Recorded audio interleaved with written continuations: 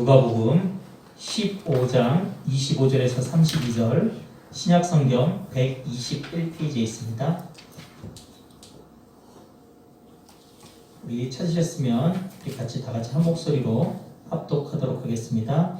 바다들은 밭에 있다가 돌아와 집에 가까이 왔을 때에 풍악과 춤추는 소리를 듣고 한 종을 불러 이 무슨 일인가 물은데 대답하되 당신의 동생이 돌아왔음에 당신의 아버지가 건강한 그를 다시 맞아들이게 됨으로 인하여 살찐 송아지를 잡았나이다 하니 그가 노하여 들어가 보자 하지 아니하거늘 아버지가 나와서 권한대 아버지께 대답하여 이르되 내가 여러 해 아버지를 섬겨 명을 어김이 없거늘 내게는 염소 새끼라도 주어 나와 내 벗으로 질기게 하신 일이 없더니 아버지의 살림을 청녀들과 함께 삼켜버린 이 아들이 돌아오매 이를 위하여 살찐 송아지를 잡으셨나이다.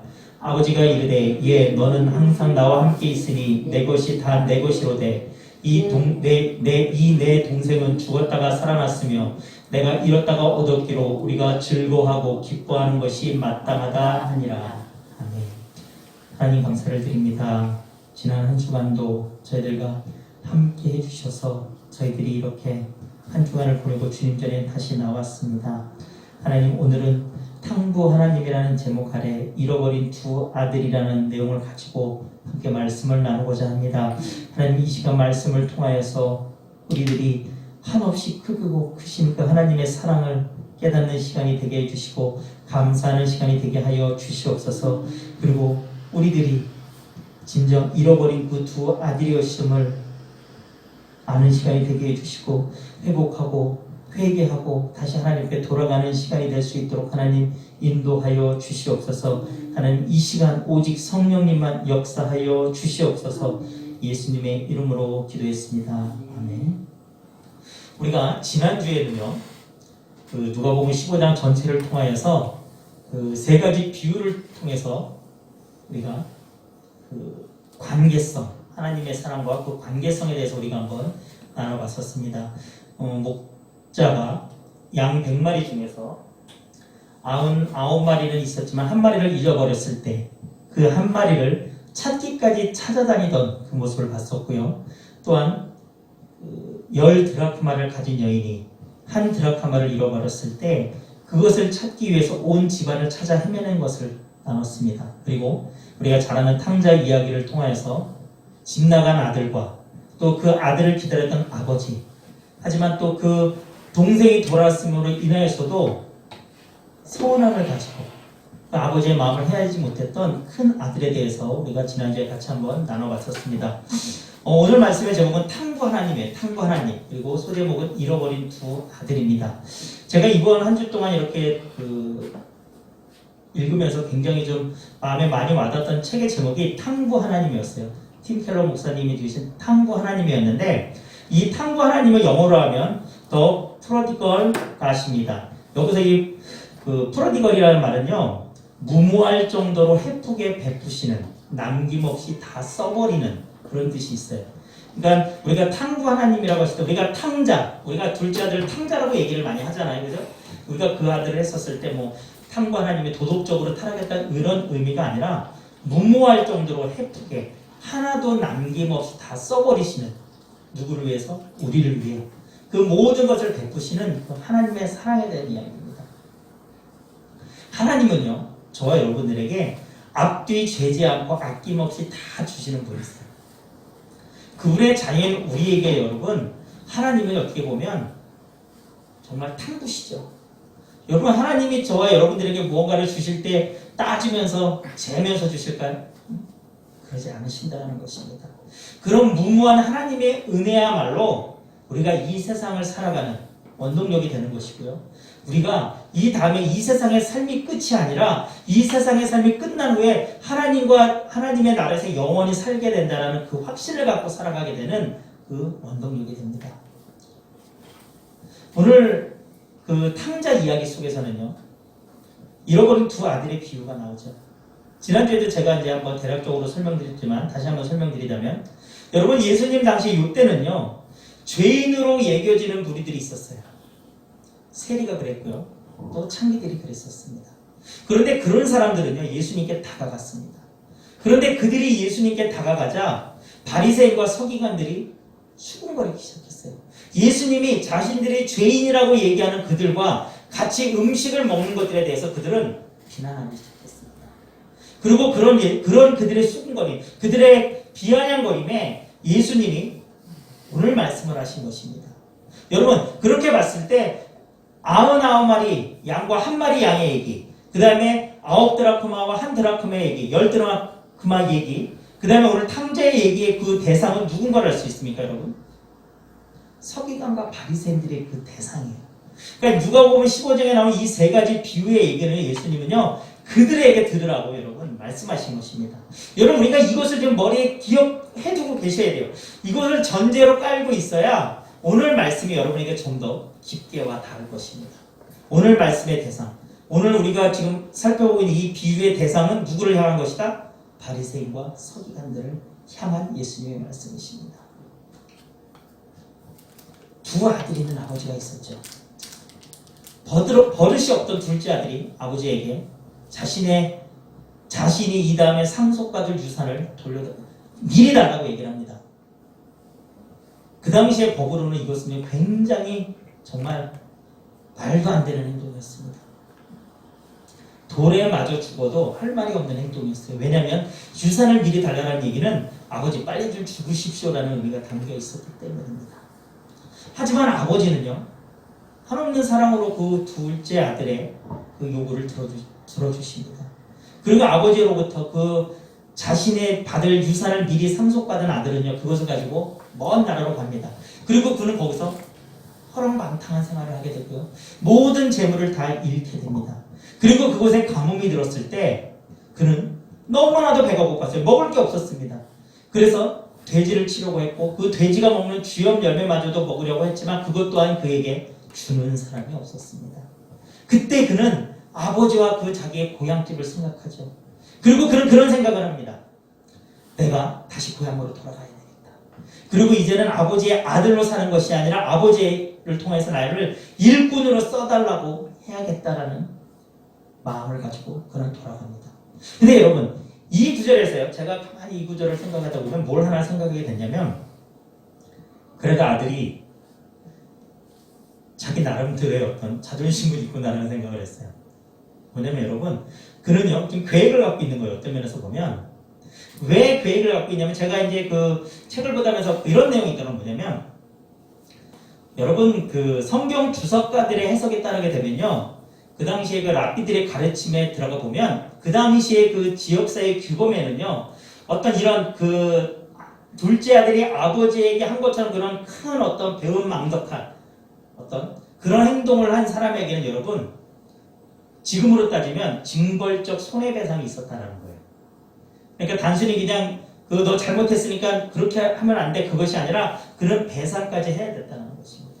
그러니까 뭐냐면 그는요, 여러분, 그가 아버지 집으로 돌아올 때요, 그 당시에 사람들의 신분을 보면 여러분, 일꾼이 있었고요, 종이 있었어요. 일꾼과 종의 차이는 뭐냐면, 종은 그 아버지의 집에서 살면서 여러분 그냥 일을 하죠. 그런데 품꾼은요, 말하자면 출퇴근의 개념이에요. 그러니까 그는요, 그가 다시 고향으로 돌아갔었을 때 그 아들은 알았던 것입니다. 아, 내가 또 어떻게 보면 배상을 해야 될 수도 있다는 걸 알아요. 그러니까 아들은 그 아버지에게 아버지의 집에서 내가 일을 하면서 그 품삯을 받아서 그걸 갚아야지, 그런 마음도 있었다고 합니다. 어쨌든 간에 아들은요, 자기 나름대로는 여러분 지금 계획을 갖고 오는 거예요.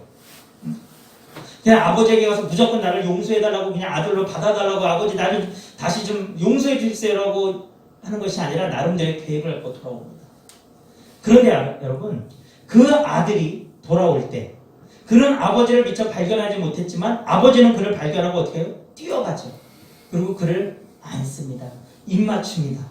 그에게 새 옷을 입히고 반지를 끼워주고 신발을 신김으로 인하여서 타국에서 종살이하던 그에게 다시 신분을 회복시켜줘요. 여러분 뭡니까? 아버지는 지금 아들이 자신이 올 때 계획을 갖고 왔었던 그 말을 하기도 전에 지금 아버지는 그 아들을 받아준 거예요. 다시 아들로 받아주신 것입니다. 아들이, 그래 내가 가서 이렇게 해서 아버지에게 용서를 구해야지, 나름대로 생각을 갖고 있었지만 아버지는 아들이 그 얘기를 꺼낼 틈조차도 주지 않으신 것입니다. 그것이 아버지의 사랑이었어요. 그 아버지의 한없는, 생각하지 않는, 재지 않는 그 사랑은 그 아들이 자신의 논리를, 자신의 변명이든 뭐든 말하기도 전에 이미 아들을 얼싸 안아주신 것입니다. 이미 아들을 받아들여 주신 것입니다. 여러분, 이것이 하나님의 사랑입니다. 이것이 오늘 저와 여러분을 향한 하나님의 사랑입니다. 여러분, 그 전도를 하다 보면 이런 분들 계세요. 나는 옛날에 교회 다녔어, 이런 분들도 있고, 안 다녔던 이런 분들도 있는데, 그분들이 마치 핑계처럼 늘 하는 얘기가 뭐냐면, 내가 요즘 술도 마시고 내가 담배도 끊으니까 내가 이것도 다 끊고, 술도 내가 끊고 내가 담배도 끊으면 교회 갈게. 내가 먼저 이런 것도 다 끊고 교회 갈게. 여러분, 이런 분들 의외로 참 우리 주변에 많습니다. 여러분, 그런 분들이 사실은 그것 때문에 교회를 안 오려고 하는 건 아니겠죠. 어떻게 보면 핑계일 수도 있어요. 하지만 여러분, 우리 인간의 본성 속에서는요, 거룩함에 대한 두려움이 있다는 것이에요. 하나님의 그 거룩하심에 대한 그 두려움에 다가가기 어려운 두려움이 있다는 것입니다. 그런데 여러분, 오늘 둘째 아들의 얘기를 통해서 우리가 알 수 있는 것은요, 하나님의 그 탐구라고까지 할 수 있는 그 하나님의 그 한없는 사랑은요, 그런 거 따지지 않는다는 것입니다. 하나님은 오라는 것입니다. 네가 내게 돌아오기만 한다면 내가 너를 얼싸 안아주겠다는 것입니다. 딴 나라에서 네가 종으로 살고 있었던 어쨌든 간에 그것이 중요하지 않다는 것입니다. 신분을 회복시켜 주신다는 것입니다. 자, 그 아들이 돌아오므로 인해서 아버지는요, 살찐 송아지를 잡고 잔치를 벌입니다. 아마도 많은 사람들이 초대되었을 것입니다.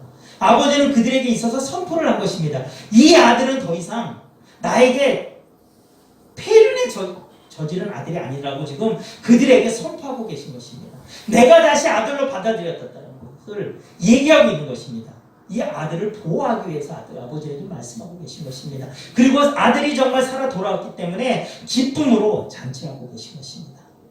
그런데 우리가 잘 알아야 되는 그 큰아들, 열심히 밭에 나가서 일하고 돌아온 그 큰아들은 그 잔치의 자리에 참여하지 않아요. 그리고 큰아들은 불만을 표출합니다. 아버지에게 항의하죠. 그럴 때 그 아버지가 그렇게 얘기하지 않습니까? 내 동생은 죽었다가 다시 살아났고 잃었다가 다시 찾았으니 우리가 즐거워하고 기뻐해야 하지 않겠느냐. 여러분, 이 얘기는요, 두 형제가 하나님으로부터 멀어지는 서로 다른 길을 우리에게 알려주고 있는 것입니다.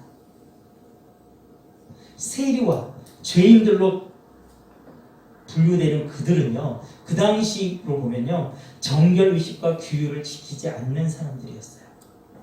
그리고 마다들로 대변되는 바리새인과 서기관들은요, 그들은 정결의식과 규율을 지키기에 목숨을 건 사람들이었습니다. 그들은 그것을 지켜야만 하는 것이 그들의 유일한 목적이었던 사람들입니다. 여러분, 제가 처음에 그 얘기 드렸죠. 이 얘기는 누구를 대상으로 한 것이다? 서기관과 바리새인들을 대상으로 한 거예요. 그러니까 이 얘기, 다시 얘기하면 뭐냐면, 여러분, 내 마음대로 사는 죄인들이 대상이 아니었어요. 예수님이 이 말씀을 하신 것은 성경의 규정대로, 소위 지금으로 따진다면 성경의 규정대로 행하는, 산다고 열심히 산다고 하는 종교적인 사람들을 대상으로 예수님은 지금 말씀하고 계신 것입니다. 여러분, 예수님이 오늘 비유의 말씀을 통해서 지금 타이르고 계신 그들의 마음을 움직이고자 하시는 분들은 외부적으로 도덕적으로 타락했다고 하는, 죄인이라고 하는 그런 사람들이 아니었어요. 스스로 나는 경건하다고, 나는 신앙생활 잘하고 있다고 생각하는 사람들이었습니다. 이 동생이요, 자기 중심적인, 자기만 아는 사람이었다고 한다면, 이 큰아들, 형은요, 도덕주의적, 그러니까 어떤 종교주의, 종교 생활을 하는 사람이었던 것입니다.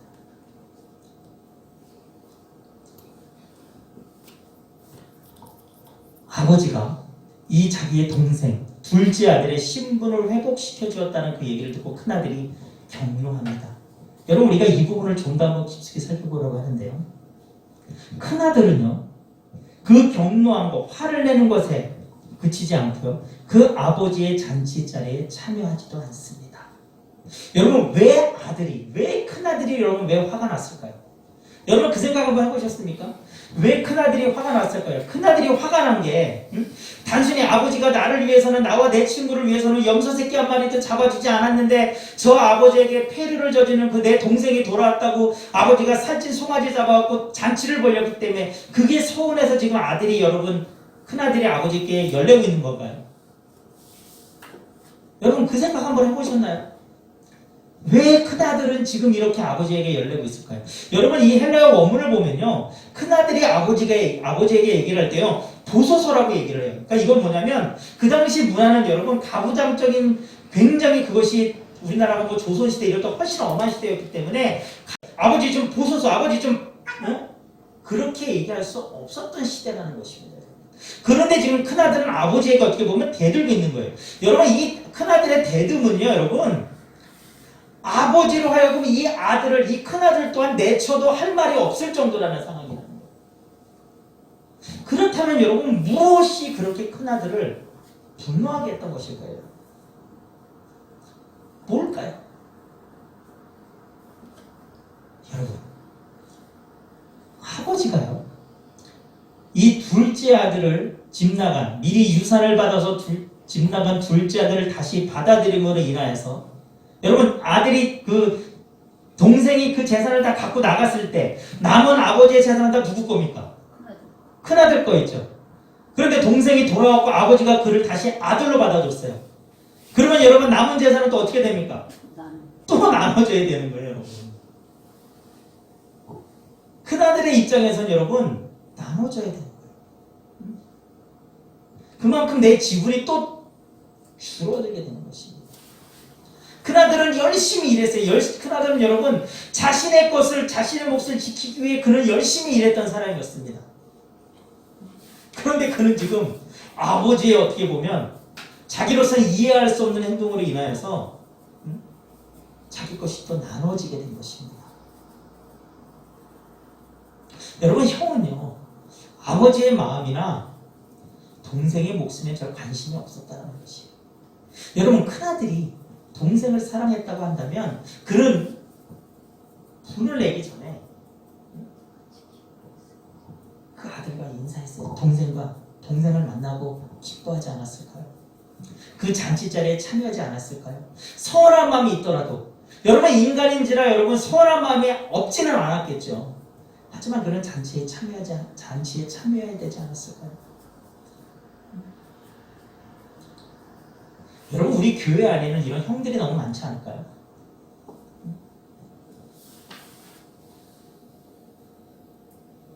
도덕주의적인 삶이 내가 하는 신앙생활의 전부라고 여러분 우리는 생각하며 살아보고 계시지는 않습니까? 내가 착하게 잘 사는 것이 여러분 예수님을 잘 믿는 거라고 여러분 생각하십니까? 여러분 우리는요, 죄를 어떻게 생각하십니까? 여러분 우리가 생각하는 죄는요, 사회의 규범을 어기는 것을 우리는 죄라고 생각을 해요. 그런데 여러분 성경이 말하는 죄는 여러분 그것이 아닙니다. 하나님의 자리에 내가 올라가 있는 것이 죄예요. 여러분 뭐냐면 옳고 그름을 내가 판단하는 것, 그것이 죄입니다. 여러분 왜 선악과를 따먹은 것이 죄입니까? 첫 번째는 불순종이었죠. 하나님의 말씀에 먹지 말라는 하나님의 말씀을 어겼기 때문에 죄였고요. 두 번째는 여러분 선악과가 여러분 뭐의 주인말입니까? 선악을 알게 하는 나무의 열매가 선악과잖아요. 즉 선악과를 먹음으로 인해서 여러분 이제는 내가 선악을 판단하게 됐다는 것입니다. 근데 여러분 선한 것과 악한 것의 기준은 무엇입니까? 하나님이에요. 여러분 하나님의 옳다고 하시면 그것은 옳은 것이고, 여러분 하나님이 그르다고 하시면 그것은 그른 것입니다.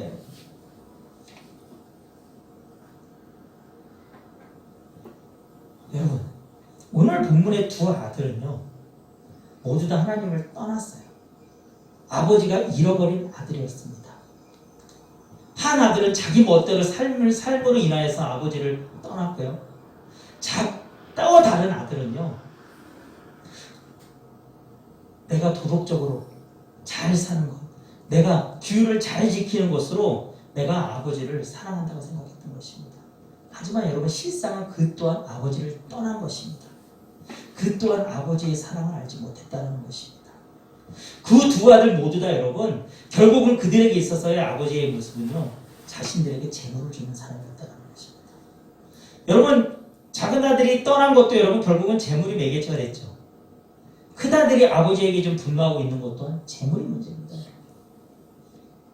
여러분 오늘 본문 누가복음 15장의 어떤 탕자의 이야기에 여러분 가장 큰 여러분 핵심은 여러분 그렇지만 그렇게 잘못됐던 아들들의 잘못을 뛰어넘는 아버지의 사랑이죠 여러분.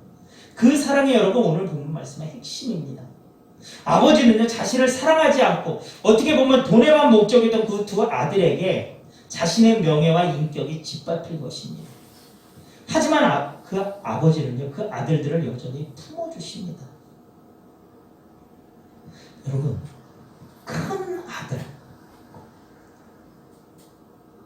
큰 아들은 돌아온 아들로 인해서 자신의 것이 나눠져야 되는 것이 싫었어요. 그리고 그는요 아버지의 마음을 헤아리지 못했다고 그랬죠. 제가 지난주에 그런 말씀 드렸지 않습니까? 정말 아버지가 그 아들에게 형에게 원했던 것은 동생을 좀 찾아가 주는 거, 나를 대신해 동생을 좀 찾아 나서 주는 거. 아버지 걱정하지 마십시오. 매일 나가 계시지 마세요. 내가 찾아올게요. 내가 어떤 희생을 치르더라도 그 동생을 찾기 위해 내 재물이 소요되더라도 내가 반드시 찾아오겠습니다. 그것을 원하셨던 거라고 제가 말씀드렸죠. 여러분 이 누가복음 15장의 비유 세 가지를 보면 여러분 참 가장 특징적인 게 뭐냐면요. 여러분 그 100마리 양에서 한 마리를 잃어버린 사람은 그 목자는 그 양을 찾기 위해서 찾아다니죠. 그러니까 잃어버린 한 마리 양을 찾아다니는 목자가 나오죠. 그 다음에 10드라크마를 가진 여인, 그리고 1드라크마를 잃었을 때 그것을 찾는 사람이 나와요. 그런데 여러분 이 탕자의 비유에서는 여러분 찾는 사람이 있습니까 없습니까? 아들이 여러분 보세요.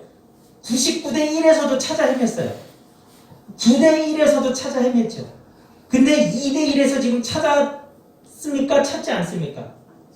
찾지 않아요. 왜 찾지 않았을까요? 그리고 여러분 한 가지 더 생각해 봅시다. 지금 그 양의 비유와 드라크마의 비유에서 여러분 잃어버린 그 한 마리 양과 1드라크마를 찾았을 때 그 목자와 여인이 뭐랍니까? 잔치를 벌리죠. 그렇죠. 어떻게 보면 해피엔딩으로 끝나잖아요.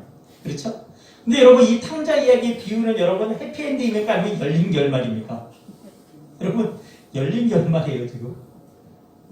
여러분 그 두 비유의 그 패턴을 따른다고 한다면 큰아들이 아버지의 그 말씀에 뉘우쳐갖고 예 맞습니다 아버지 제가 잘못했습니다. 저도 잔치에 들어가서 같이 축하하겠습니다. 그래야 되는 거겠죠.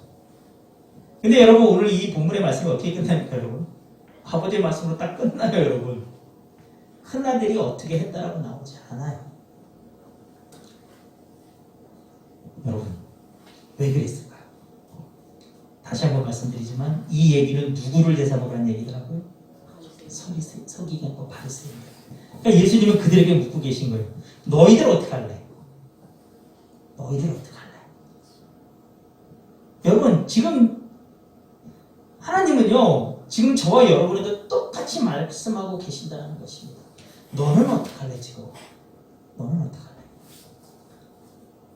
여러분 그 예수님 당시에는요 여러분 예수님이 그 부활하고 승천하신 후에 십자가에서 죽으시고 부활하고 승천하신 후에 여러분 어떤 많은 사람들이 예수님을 믿기 시작했잖아요. 근데 여러분 그 당시의 어떤 관념, 그 당시의 그 기준으로 보게 되면요 여러분 기독교인들은 그 당시 기준으로 무신론자였어요. 왜냐면 여러분 그 당시 종교는요 신전이 있었어야 됐어요. 그리고 제사장이 있었어야 됐고요. 그리고 그 신에게 드리는 제사가 있었어야 됐죠. 그렇죠? 제물을 받고 제사를 드렸어야 됐어요. 근데 여러분 예수님의 죽으심과 부활을 승천하신 후에 어떤 전파되기 시작한 그 복음 속에서는 여러분 신전이 있었습니까? 여러분 대표적으로 제사 지내는 제사장이 있었습니까? 없었어요. 그러니까 여러분 그 당시 사람들의 봤을 때는 여러분 기독교는 여러분 그리스도교는 여러분 예수님을 따르는 무리들은 여러분 참 웃긴 거예요 여러분. 종교인 듯 하면서도 종교의 모습 하나도 갖추지 않는. 그러니까 그들에게 봤을 때 어떻게 보면 기독교는 여러분 굉장히 좀 애매한. 그런데 어떤 그들의 전파하는 그 내용들은 자신의 마음을 찔렀다는 것이죠. 그러니까 눈에 가시로 여겼다는 것입니다. 그래서 여러분 그 당시에는 어떻게 했습니까, 여러분? 소위 종교 생활을 한다는 사람들은 예수님의 복음을 받아들였어요, 받아들이지 않았어요? 받아들이지 않았고 배척했죠. 하지만 여러분 죄인이라고 하던 서기관과 바리새인들은 아니 죄인이라고 하던 세리와 창녀들은 오히려 어떻게 했습니까? 복음을 받아들였어요. 그렇죠, 여러분? 예수님 당시에 기독교는 여러분 그랬던 것이죠. 그 당시 종교 생활을 한다는 사람들은 오히려 배척했고 죄인이라고 부리던 사람들은 오히려 예수님을 받아들였죠. 근데 여러분 지금 우리 기독교는 어떻습니까? 지금 시대 기독교는 어떻습니까, 여러분? 반대 아닌가요? 오히려 여러분 우리가 죄인이라고 하는 사람들은 교회를 나오지 않아요. 신앙생활 하지 않습니다. 예수님 믿지 않아요. 근데 여러분 교회에 있는 사람들은 어떻습니까? 우리가 어떤 종교적인 그런 규범을 지켜야 되고 열심히 해야 한다고 하는 사람들은 교회를 지키고 있죠. 여러분 물론 모든 지금 예배드리는 모든 사람들이 그렇다는 얘기를 드리는 것은 아닙니다. 하지만 여러분 우리가 반드시 우리 속에서 알아야 되는 것은 뭐냐면 큰 아들처럼 단순히 내가 아버지의 재산을 지키고 열심히 일을 하고 그 목적이 그 재산에 있었다고 한다면 저와 여러분이 지금 우리가 하는 그 신앙생활의 목적이 내가 열심히 규칙을 지킴으로 내가 열심히 율법을 지킴으로 인하여서 내가 하나님께 무언가를 얻기 위해서 내가 신앙생활을 하고 있다고 한다면 여러분 우리는 큰아들이라는 것입니다. 내가 교회 나와서 예배드리고 있어도 우리는 큰아들이라는 겁니다. 하나님의 마음과 전혀 상관없이 나의 이익 추구를 위해서 나는 신앙생활을 하고 있다는 것입니다. 그래서 여러분 죄인 한 명이 돌아왔을 때 천국에서 이렇게 기뻐서 잔치가 열릴 때 여러분 나는 그 잔치에 관심이 없는 거예요. 오히려 화가 나는 것입니다. 내 분깃이 나눠져야 된다. 여러분 예수님이 이 땅에 오셨어요. 누구를 위해 오셨습니까? 저와 여러분이 이 땅에 오셨습니다. 여러분 예수님은요 우리 탕자 이야기에 나오는 그 큰아들이 갖고 있지 못했던 그 모습을 손수 우리에게 보여주셨어요. 여러분 예수님이 이 땅에 오셔서 하신 일은 무엇입니까? 하나님의 잃어버린 아들들을 찾아다니지 않으셨습니까? 그들이 다시 돌아오라고 예수님이 이 땅에서 복음 전하셨잖아요. 회개하고 아버지께 다시 돌아오라고 말씀하셨습니다. 천국이 가까이 왔다고 해서 돌아오라고 말씀하셨습니다. 그리고 여러분 다시 돌아오는 그 아들들을 위해서 예수님은 여러분 기꺼이 자신의 목숨을 내어주셨다는 것이죠. 저와 여러분을 위해서 아버지께 다시 돌아온 그 둘째 아들을 위해서 예수님이 기꺼이 희생하셨다는 것입니다. 자기의 것을 내어주셨다는 것입니다. 여러분 이 땅을 사는 우리에게는요 이제는 정말 분별이 필요한 시대입니다. 내 신앙을 다시 한번 철저히 돌아봐야 되는 시대예요. 여러분 오히려 둘째 아들은요 드러나 있기 때문에 오히려 여러분 돌아오기가 더 쉽습니다. 근데 여러분 큰아들이 더 문제였던 거예요.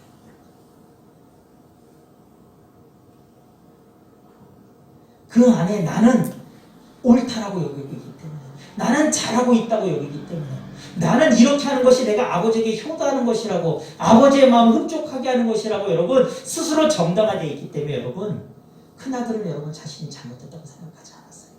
여러분 그 당시 서기관과 바리새인들은 그랬습니다. 그들은 여러분 열심히 율법을 지키기 위해서 노력했습니다. 하지만 그들은 왜 율법을 하나님이 주셨는지 여러분 그들은 전혀 알려고 하지 않았어요. 그리고 여러분 그들은 율법을요 자신들에게 유익이 되도록 악용을 했습니다. 예를 들자면 이런 것이었어요. 여러분 성경에 분명히 그 부모를 공경하라고 했습니다. 그런데 여러분 바리새인들이 자신들이 재물이 많아도 부모를 공경하기 싫었으면 여러분 그 재물을 거기에 쓰기 싫었으면 그들은 어떻게 했는지 아세요 여러분? 내가 이 재물을 성전에 바친다고 얘기를 해요. 내 재물을 성전에 바치면 그 돈을 그렇게 쓰지 않아도 됐거든요. 그러니까 그들은 여러분 말로 그렇게 바친다고 했지만 실제로는 그렇게 하지 않은 거예요. 바치지도 않고 부모를 돌보지도 않았다는 것입니다. 여러분 그들은 그런 식으로 여러분 율법을 악용하기까지도 했다는 것입니다. 여러분 그들에게 율법은요 하나님 앞에 다가가기 위한 것이 아니었어요. 하나님의 사랑을 깨닫기 위한 것이 아니었습니다. 그저 여러분 자신들의 정당함을 위해서 자신들의 유익을 위해서 그들은 율법을 자신들에 맞춰서 짜맞춰서 사용하고 있었던 것입니다. 그것이 오늘 본문의 큰아들이었다는 것입니다. 그리고 여러분 그것이 오늘 저와 여러분일 수도 있다는 것입니다. 여러분 다음 주는 고난주일이에요. 예수님이 십자가에 못 박고 죽으신 그것을 기념하는 주일입니다. 여러분 예수님이 이 땅에 오신 것 여러분 하나님의 아버지의 마음을 헤아렸기 때문이잖아요. 이 땅에서 하신 일 복음전이셨어요. 잃어버린 그 아들을 찾아 헤매셨습니다. 그리고 돌아오게 하셨습니다. 그리고 기꺼이 자기 목숨을 내어주셨습니다. 여러분 우리가 이제는 좀 되돌아봤으면 좋겠어요. 나는 지금 신앙생활을 어떻게 하고 있는 것인가? 나의 기도는 어떠한 기도인가? 나의 기도가 아버지의 마음을 헤아리는 기도가 내 속에 있는가? 나의 기도도 단순히 나의 유익만을 구하는 그런 기도만을 하고 있는 것은 아닌가? 여러분 이제는 그렇게 하지 않으셨으면 좋겠습니다. 그것은 옳지 않습니다. 여러분. 그것은 우리가 큰아들임을 우리 스스로 여러분 증명하고 있는 것입니다. 여러분 하나님의 마음을 헤아리기에 여러분 마음 쓰시기 바랍니다. 하나님 내가 어떻게 하는 것이 하나님이 기뻐하시겠습니까? 내가 어떠한 기도를 하는 것이 하나님 기뻐하시겠습니까?